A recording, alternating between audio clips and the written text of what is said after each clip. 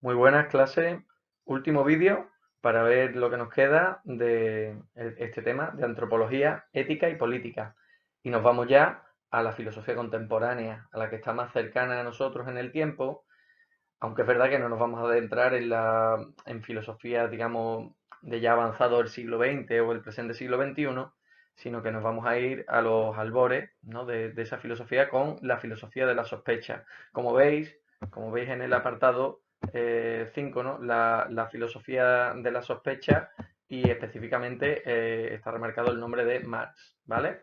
Es decir, es a este señor al que más espacio le vamos a dedicar, ¿vale? Vamos a hacer un poco introducción de qué es esto de la filosofía de la sospecha, por qué se les llama así a los filósofos de la sospecha, qué temas trataron, pero nos vamos a centrar en Marx.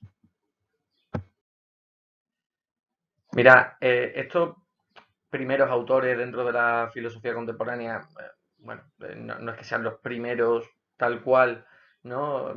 Cronológicamente hablando, pero sí que están, digamos, en estos inicios de la filosofía contemporánea, ¿vale? Fueron llamados los filósofos de la sospecha, ¿vale? Pero sospecha de qué, ¿no? Es decir, ¿de qué sospecharon? ¿O por qué se les llama filósofos de la sospecha?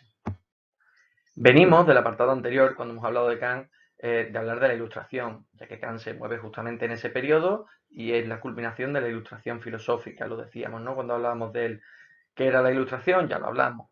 La Ilustración era el movimiento cultural que se, se anclaba en la idea de que el progreso humano es una evidencia, ¿no? Es decir, la idea de que las luces de la razón, es decir, el uso de la razón por parte del ser humano es lo que nos ha dado la cultura, lo que nos ha dado la filosofía, la ciencia y todos esos conocimientos que nos han hecho progresar. Si miramos la historia, vemos que el ser humano ha ido a mejor, ha ido mejorando con el tiempo. Justamente la Ilustración lo que hizo en el ámbito de la política fue promover una revolución que se veía necesaria para acabar con un antiguo régimen que ya había quedado desfasado, ¿no? Es decir, las antiguas ideologías de la Edad Media que mantenían ese estatus social ya no funcionaban y ahora se quería dar el siguiente paso a un gobierno más justo, ¿no? Y a una sociedad y a un Estado donde no hubiese tantísima gente que pasa penuria y tan poquitos que viviesen bien, ¿no? Por eso la idea que destaca en la Ilustración es la idea del progreso, ¿no? Durante el siglo de las luces, la idea que predomina es esta: el ser humano progresa constantemente, ¿no? Nuestra cultura, nuestra ciencia nos conducen al mejor de los mundos posibles. Ya os lo decía, ¿no? Al final, ¿qué era la enciclopedia, por ejemplo, de los ilustrados? Pues el intento de recopilar toda esa cultura, todo lo bueno, ¿no? Si logramos dejar atrás todas las supersticiones, todo ese pensamiento religioso que nos ha hecho atrasarnos, ¿no? O no evolucionar lo suficientemente rápido y nos quedamos solo con lo bueno y fomentamos todo lo que tenga que ver con ciencia, filosofía, arte, literatura, todo lo que es cultura, todo lo que engrandece al ser humano, conseguiremos pues un mundo mejor, ¿no? Y cada vez mejor y progresivamente mejor. Pero claro, como os planteo aquí, es ¿el ser humano progresa constantemente o no? No. Aquí tenéis imágenes pues, de la Primera Guerra Mundial, de la bomba atómica en Hiroshima o de los campos de concentración nazi. Todos acontecimientos que se van a dar durante el siglo XX. Guerras mundiales, hambruna, bombas atómicas, genocidio, ¿vale? El siglo XX, como os pongo ahí, se alzó, ¿no? Con ese título de ser el siglo más sangriento de la historia de la humanidad. Es decir, recuerdo que hace años daba clase con un libro de texto, aunque yo detesto los libros de texto, pero bueno, en ese instituto me obligaron un poco a usarlo y en la medida que lo usaba, que yo lo usaba poco, pero había un cuadro que era tremendo. Había un cuadro en el que ponían en datos, en cifras, la cantidad de muertos que había habido, pues eso, en las dos guerras mundiales, en las persecuciones políticas en China, en los genocidios en África, en la antigua Yugoslavia, en Rusia, y era tremendo, ¿no? Estamos hablando de muchísimos millones de seres humanos, pero muchos, muchos millones de seres humanos. Eh, el ejemplo que pongo siempre es que solo en la Alemania nazi, si hablamos de los que murieron en los campos de concentración, hablamos de 11 millones de personas muertas. Y además muertas, sabemos en qué condiciones, ¿no? Porque hasta los supervivientes sufrieron unos malos tratos y un trato inhumano eh, absoluto, ¿no? Un trato que los deshumanizaba totalmente, ¿vale? Digamos que todo esto pues puso Aquí un poco el acento en que, oye, a lo mejor no está tan claro eso de que los avances a nivel científico y a nivel filosófico nos estén conduciendo realmente a un avance humano, ¿no? Porque entonces no habríamos llegado y habríamos tenido un siglo tan nefasto como fue el siglo XX, ¿no? Y aquí es donde entran estos llamados filósofos de la sospecha, ¿no? Que los tenía ahí de izquierda a derecha en la imagen. Algunos de sus caras son bastante reconocidas, ¿no? La de Marx, yo creo que casi seguro la habéis visto. La de Freud quizás os suene menos.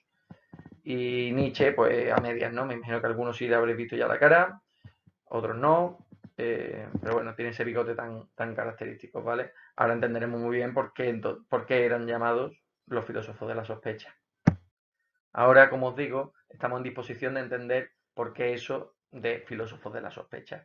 Estamos hablando de autores que, previo a todas esas desgracias que acontecieron en el siglo XX que acabamos de nombrar, supieron ver que esa cultura occidental que tanto se reivindicó durante la Ilustración, esa idea de que vamos al mejor de los mundos posibles, de que la cultura occidental, bueno, pues no para de crecer, ¿no? Y vamos a llegar siempre en esta línea ascendente de progreso a un mundo mejor, pues estos autores ya denunciaron que había cosas que fallaban en nuestra cultura, cada uno en un aspecto diferente. Marx, que es en quien más nos vamos a centrar, se centró él mismo en el aspecto político y económico, ¿vale? Hizo una feroz crítica al sistema económico que todavía hoy por hoy prima en el mundo, que es el sistema capitalista. No me extiendo aquí porque nos vamos a extender ya lo suficiente, porque es el autor en el que nos vamos a centrar, ¿vale?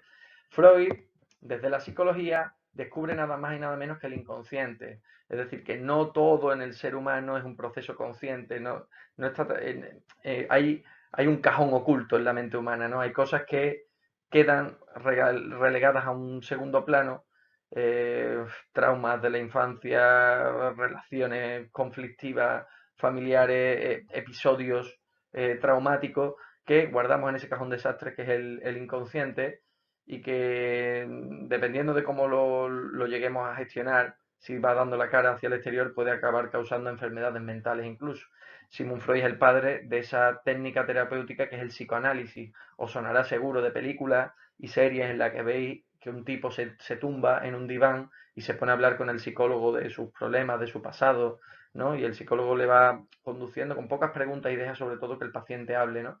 Esa sanación por medio de la palabra, ¿no? Eh, y también fue un crítico de la cultura occidental, ¿no? En el sentido de que él entendía que nuestra cultura se había asentado sobre todo en la represión muchas veces de nuestros instintos, de eso que él llamaba las pulsiones, ¿no? De unas pulsiones primarias que tenemos y que, bueno, que la sociedad nos inculca que tenemos que reprimir, ¿no? Todos nuestros impulsos sexuales, nuestros impulsos agresivos, pues en aras de la convivencia y de la educación y de las normas sociales lo que hacemos es reprimirlo. Y lo que viene a decir Freud es que eso al final es una olla a presión, ¿no? Tanta represión acaba también derivando muchas veces en problemas, ¿no? De carácter psicológico para el individuo. Y Nietzsche, en el que sí que no nos vamos a entender nada, porque ya lo vimos durante el tema de la metafísica, ¿no? Durante el tema de metafísica vimos cómo este autor dirigía una crítica, ¿vale? Muy fuerte hacia la tradición metafísica, ¿no? Por esa idea de la conceptualización de la realidad y de que la filosofía ha intentado atrapar la realidad mediante conceptos y por el camino se ha inventado mundos que no existen y cómo, bueno, pues esa idea para él loca de la filosofía se extrapola también a la religión, volviéndose todavía más peligrosa, ¿no? Porque si la filosofía era un cuento de cuatro locos, la religión se expandió a nivel mundial y, bueno, el propio Nietzsche decía que el judeocristianismo era platonismo, por Platón, ¿no? Era platonismo para el pueblo, ¿no? Es decir, es esa misma idea que estaba en los filósofos de que existe un mundo superior a este, una vida más allá, ¿no? Superior, más perfecta, más verdadera que esta, eh, pero sostenido de una manera mediante la fe que es accesible a cualquiera. La filosofía, bueno, pues se mueve en un círculo intelectual, mientras que la religión podía llegar a todo el pueblo, ¿vale? Dejamos este pantallazo que ha salido larguito como, digamos, introducción de los tres y nos metemos de lleno con más. En este pantallazo os aclaro un poco por qué ver a Marx y no a los otros, ¿no? Bueno, primero también era, en primer lugar, no quería alargar demasiado el tema Y es verdad que a Nietzsche y sus críticas a la tradición metafísica y a la tradición judeocristiana la hemos visto en el tema de metafísica, ¿no? También entiendo que Freud, muchos de vosotros, o algunos de vosotros estaréis estudiando psicología el año que viene en segundo bachillerato y vais a ver a Freud sí o sí. Pero también es por la naturaleza de nuestro tema, por cómo en Marx se combina muy muy bien y de manera muy certera los tres ámbitos, ¿no? La antropología, la ética y la política, ¿vale? Y también porque el uso de la figura de Marx, las alusiones a Marx, las alusiones al comunismo están a la orden del día, ¿no? Y se habla tantísimo de comunismo sin saber, sin conocer las bases, que yo creo que es importante conocerlas, ¿no? Se apoye o no se apoye, le guste a uno o no le guste lo que dice, yo creo que es importante entender, igual que es importante entender en qué consiste el neoliberalismo, ¿no? El marxismo es una corriente histórica y filosófica que ofrece una visión, ¿vale? De lo que es nuestro sistema económico, que yo creo que merece la pena estudiarse. Es mucho más largo de lo que vamos a ver aquí, ¿vale? Y hay muchas ideas que son importantes más que no vamos a ver, pero que había que acortar para que este tema de nuevo, pues no se hiciese eterno, ¿no? No puede ser un tema, no podemos tener aquí Marx con el detenimiento en el que lo he dado durante muchos años en segundo de bachillerato, que ya no se da, ¿no? Pero antes era uno de los autores que entraba en selectividad. Mirad, empezamos por la concepción antropológica de Marx, ¿vale? Es sencilla, muy sencilla. Marx nos va a decir ni más ni menos que el ser humano tiene una relación natural con el trabajo, porque básicamente esa es nuestra relación con el medio. Es decir, el ser humano no es un ser que nace inacabado, sino es un ser que se hace a sí mismo y se hace en el trabajo. Es decir, el ser humano es lo que produce, porque el ser humano no se adapta al medio, adapta el medio a sí mismo, es decir, trabaja el medio, lo trabaja para conseguir producir aquellos bienes que le son necesarios para vivir.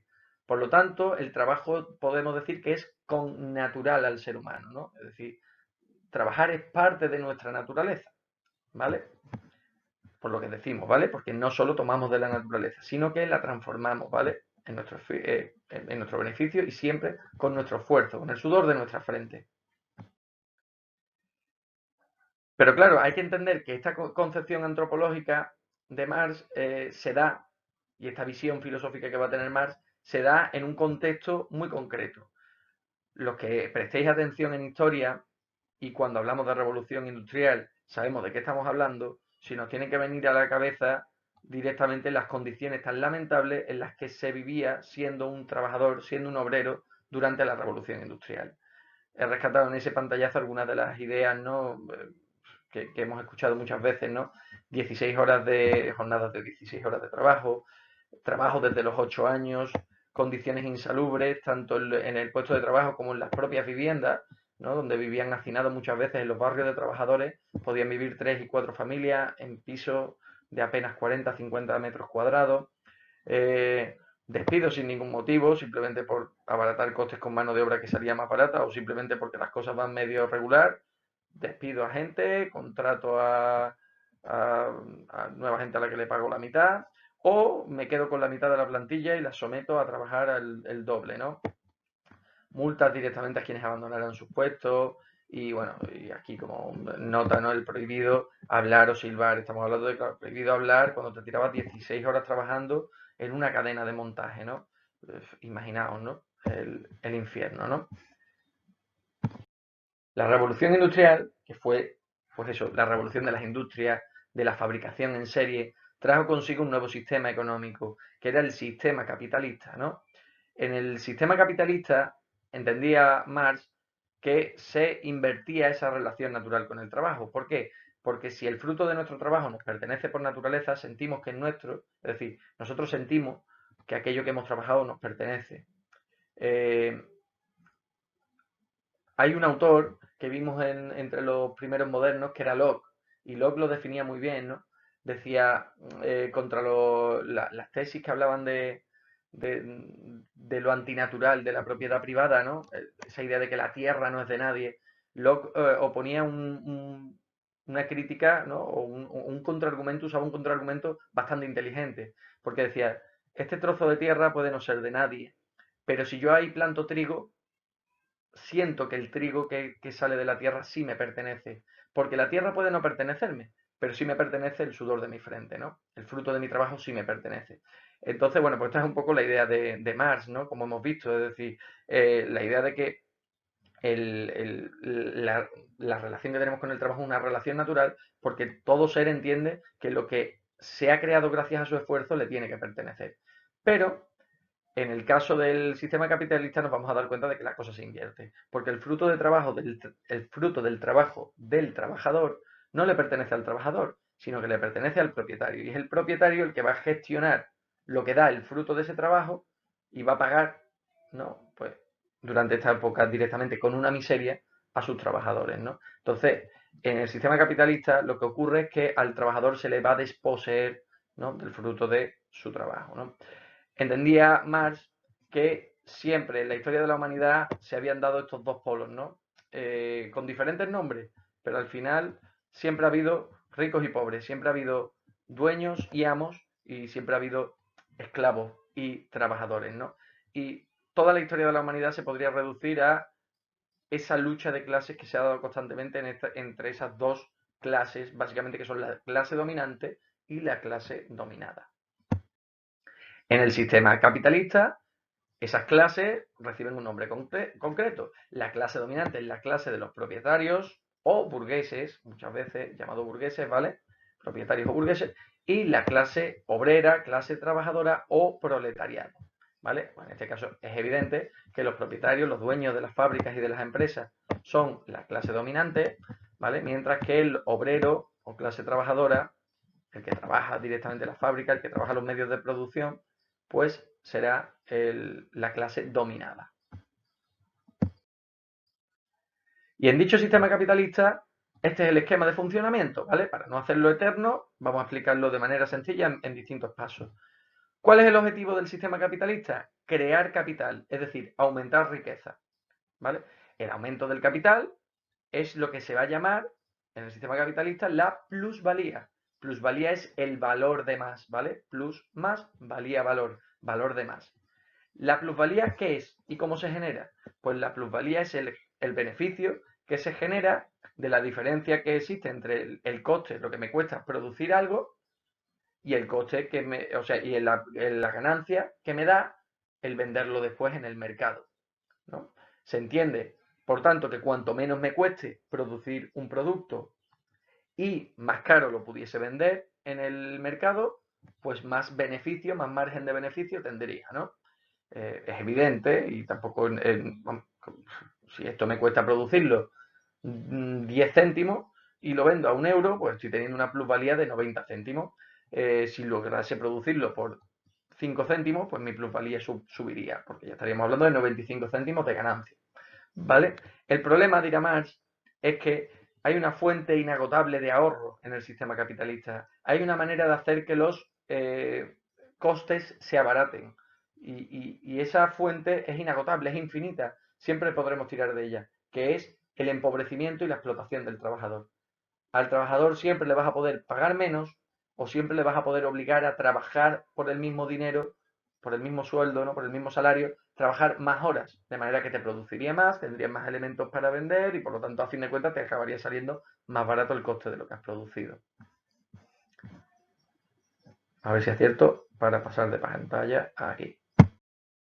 Y este sistema que acabamos de describir, dirá Marx, que además no acaba ahí, porque surge un concepto también muy importante en el sistema capitalista, que es el de la competencia, la competitividad, la competición. Si tomamos como ejemplo el esquemita que tenemos aquí, de este propietario, ¿no? De una fábrica, imaginemos que lo que tiene es una fábrica de zapatos, pues lo que nos dirá Marx es que resulta que este hombre no es el único que produce zapatos, sino que hay otro propietario de otra fábrica de zapatos que también produce zapatos. Y empieza a haber una competitividad en el mercado, porque resulta que ese de otra fábrica está sacando sus zapatos más baratos y está consiguiendo colocarse mejor en el mercado y vender más. Y por lo tanto, a este propietario no le queda más que reinventarse. ¿Y qué es lo que puede hacer este propietario? Pues o producir más para que al final, inundando el mercado de más productos, ese producto salga más barato, o bien producirlo más barato. ¿Cómo puede hacer estas dos cosas? Pues está claro que el capital fijo, es decir, lo que le cuesta la maquinaria y el mantenimiento, la energía que gasta la fábrica, bueno, eso es un coste fijo que si ha conseguido lo más barato que puede conseguirlo, ya no va a poder tirar más de ahí. El otro es el capital variable, el salario, la mano de obra. Yo añadiría a este esquema también el tiempo de trabajo, porque al obrero no solo se le puede explotar quitándole poder adquisitivo, se le puede explotar haciéndole trabajar más tiempo y por lo tanto haciendo que su fuerza productiva pues, al final sea mayor porque al final produce más porque trabaja durante más horas. De ahí vienen esas 16 horas que veíamos antes que se llegaban a dar, ¿no? Esa jornada de 16 horas, hay quien habla de más, incluso de 18 horas, ¿no? De trabajo al día, ¿vale? Por eso decíamos antes que la fuente inagotable de abaratamiento de costes es el obrero. Por lo tanto, en la competitividad capitalista lo que se va a generar es este desequilibrio, ¿no? Donde el rico va a ser cada vez más rico, es decir, el propietario va a ser cada vez más rico, y el pobre, que es el proletario, va a ser cada vez más pobre. Y así es como llegamos al concepto alienación, ¿vale? En base a lo que llevamos viendo desde el principio, con la idea de la relación natural con el trabajo y sumándole esta concepción que hemos visto del sistema capitalista. Es decir, lo que hemos visto es que al ser humano le debe pertenecer su trabajo por naturaleza y que en el sistema capitalista ese trabajo que nos debería de pertenecer, el fruto de nuestro trabajo que nos debería de pertenecer por naturaleza, nos es expropiado. Y esta es la idea de alienación, porque esto es lo que significa alienación, o muchas veces se ve traducido como enajenación. La alienación es cuando algo te pertenece por naturaleza y te es quitado, ¿vale?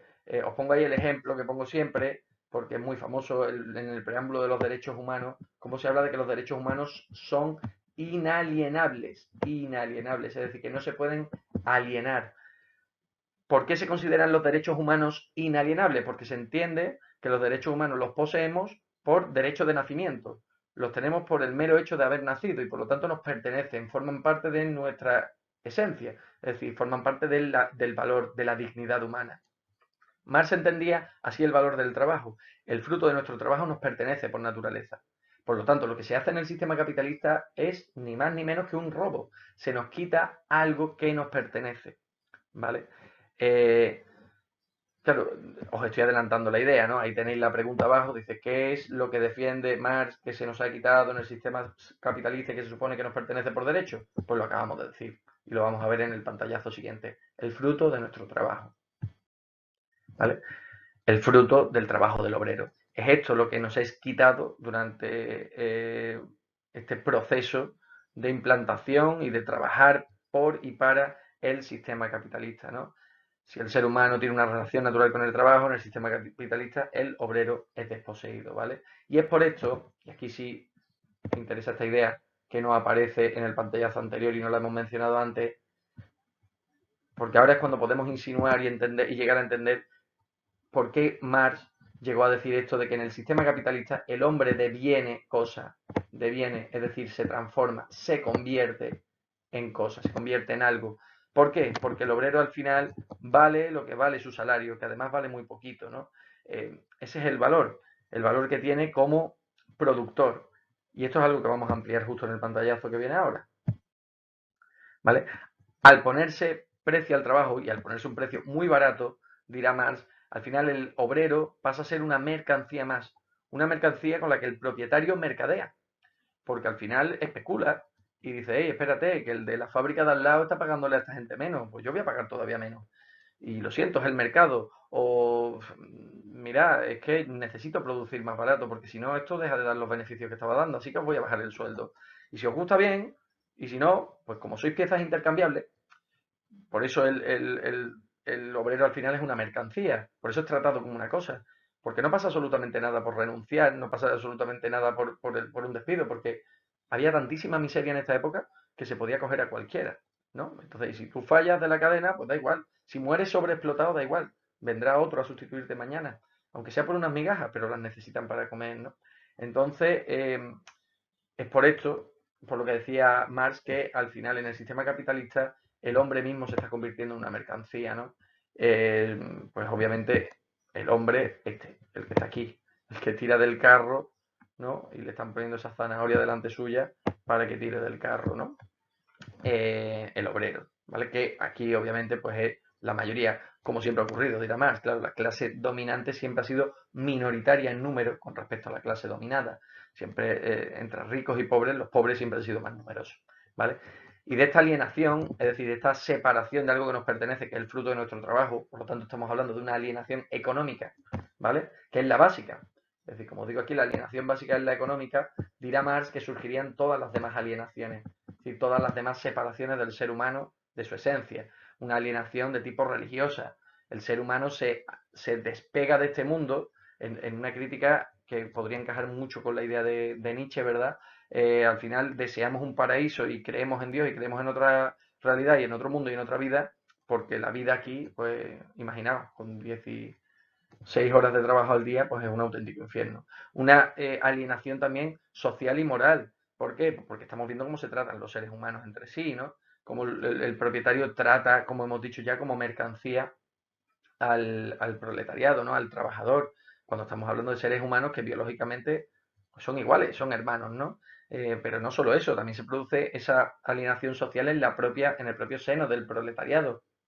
Estamos hablando de individuos que trabajan desde los 8 años, no tienen acceso a una cultura básica, por lo tanto no tienen herramientas para entender lo que está pasando y al final se revuelven también unos contra otros, ¿no? La cosa que se dio mucho durante la revolución industrial era el pillaje, con lo poco que tenían y aún así se robaban muchas veces entre sí, hacían lo posible porque alguien perdiese su trabajo en la fábrica para tomar ellos el relevo y coger ese trabajo, aunque fuese por una miseria, ¿no?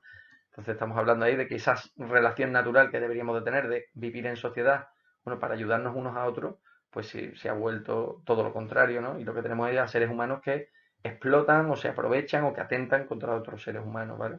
Una alienación cultural, como hemos dicho, porque no hay acceso a la cultura del conocimiento, una alienación política, porque el pobre no tiene ningún tipo de acceso a la política, etcétera. Y con esto tendríamos visto lo que quería que vieseis en este tema, ¿no? Básicamente su crítica al capitalismo y sí que me gustaría al menos esbozar un poquito cuál es su propuesta de solución, que a todos nos suena, ¿no?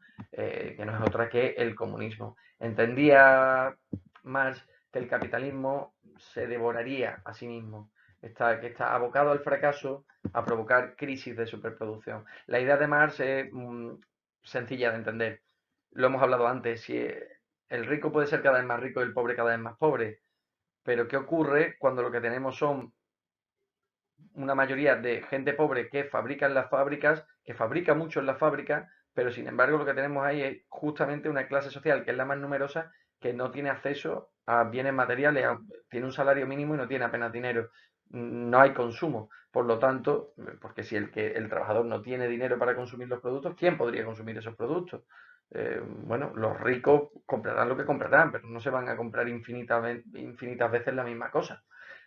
Por lo tanto, al final habrá una crisis de superproducción. Se producirá más de lo necesario y se consumirá menos de lo necesario. Por lo tanto, se estará produciendo por encima de la necesidad y encima eso contrastará con que hay mucha gente que está pasando hambre y está pasando miseria. Por lo tanto, al final va a sufrir un colapso, ¿no? Y decía Marx que en esos colapsos llegará el día en el que se alce, ¿no? En el que el proletariado, la clase obrera, se levante en contra de esa injusticia, de ese sistema que les explota y acabe con él, ¿no? Esa sería la llegada del comunismo, ¿vale? Que sería básicamente la abolición de la propiedad privada, abolir la propiedad privada y crear una, eh, una propiedad común, ¿vale? Una propiedad, nada es de nadie, digamos, todo es de todos, ¿no? Suponiendo eso por fin ya el fin de la lucha de clases, ¿no? Es decir, se acaba por fin ya la distinción entre ricos y pobres, estaríamos hablando de una única comunidad, de ahí viene el término comunismo, ¿no? De tratarnos todos como una comunidad y ser parte de esa misma comunidad en igualdad de condiciones, ser una parte del todo, ¿vale? Eh, Ahí es donde, digamos, llega la parte profética del pensamiento marxista, ¿no? Ya no entra tanto el análisis más científico o intento de ser científico del capitalismo, porque hay quien lo pondrá en duda, pero desde luego es una parte, digamos, más objetiva de análisis de cómo funciona un sistema, a pasar a una filosofía, digamos, más profética, ¿no? Sobre lo que va a pasar, ¿no? Aquí Marx casi se convierte en un profeta de la llegada del comunismo. Y con esto llegamos a la actividad de este apartado, última actividad de este tema, ¿vale? Que aunque va a girar en torno a estas cuestiones que hemos hablado de Marx, he preferido centrarla en otro autor, marxista, marxista él, es decir, defensor de muchas de las ideas que hemos visto en Marx y de muchas otras que no hemos visto, ¿vale? Que fue Erich Fromm, ¿vale? Erich Fromm, un autor aún más contemporáneo que el propio Marx, murió en 1980, hace, digamos, relativamente poco. Y vamos a tomar una idea, ¿vale? Una idea de este autor, ¿vale? Ya hemos visto cómo Marx hablaba de que en el sistema capitalista el hombre deviene cosa, es decir, el obrero al final se convierte en una mercancía más. Fromm va a ir más allá, ¿vale? Y va a afirmar que en el sistema capitalista y la sociedad de consumo en la que vivimos, ¿no? Este consumo frenético, esta sociedad consumista, ¿vale? Ya no se tiene para vivir, ahora se vive para tener, ¿vale? Quedaos con esta frase, ya no se tiene para vivir, ahora se vive para tener. Esta idea de Erich Fromm aparece en una obra suya que se llama Tener o Ser, ¿vale? Así, entre interrogaciones, y en la que os podéis imaginar de lo que habla. Básicamente lo que nos está hablando es de que en esta sociedad actual, en este modelo capitalista y consumista que tenemos, el tener prima, es decir, es más importante sobre el ser, ¿no? Nos realizamos e identificamos, pues eso, en nuestras posesiones, en nuestro salario, en nuestro estatus social, en el reconocimiento que tengamos dentro del grupo, en las satisfacciones que vayamos cumpliendo, sobre todo de tipo material, ¿vale? Y para tener y para alcanzar todo eso, pues hace falta trabajar y producir. Y ya sabemos lo que nos ha dicho Marx. Es decir, que en ese proceso en el que trabajamos y trabajamos, ahora incentivados, porque la sociedad actual lo que hace es incentivar, que ahí es donde está nuestra esencia, que ahí está lo importante realmente de la vida, ¿no? En hacernos con un estatus, llegar a una situación en la que tengamos lo material cubierto y entonces, bueno, pues seremos felices, ¿no? Es decir, el tener es lo que nos lleva al ser. Eh, pero claro, ya hemos visto que Marx nos dice justo lo contrario, ¿no? La búsqueda de ese tener en el producir en este sistema, justamente lo que hace es perdernos por el camino. Nos alienamos, ya dejamos de ser importantes, nos convertimos en una cosa, nos convertimos en una mercancía, ¿vale? Por eso esta es la reflexión que quiero que hagáis y a mí particularmente no se me ocurre una reflexión mejor, ¿no? Más abierta, pero también más trascendental, porque básicamente tiene que ver con plantearnos filosóficamente el sistema en el que estamos insertos, el sistema en el que todavía vivimos y nuestra posición dentro de él. Y bueno, pues yo creo que esto, quien más y quien menos, con mayor o menor profundidad, pues se lo ha planteado alguna vez, ¿no? O sea, he escuchado incluso alumnos plantearlo así, ¿no? Bueno, maestro, pero al final la vida que esto ahora me harto estudiar para luego al final tener un trabajo, hartarme de trabajar y al final se nos acaba el tiempo, ¿no? Bueno, pues aquí es donde quiero que penséis sobre esta cuestión, ¿vale?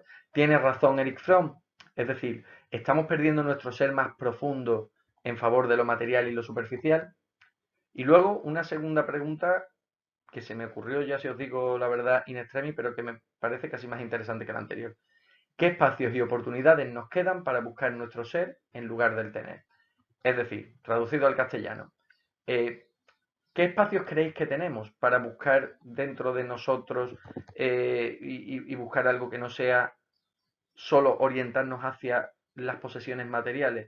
Es decir, ¿qué espacios encontráis, ¿no? para realmente mirar lo que sois y no lo que tenéis?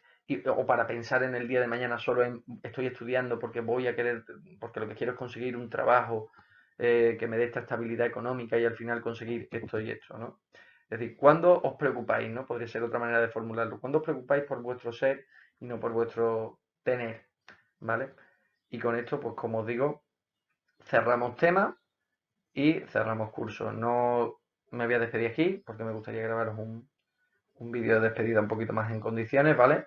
Con mejor audio y con mi camarita y bien, y al menos que me veáis la cara cuando os diga no adiós, pero sí hasta luego, ¿vale? Pero bueno, dejamos el tema aquí. Chao, chao.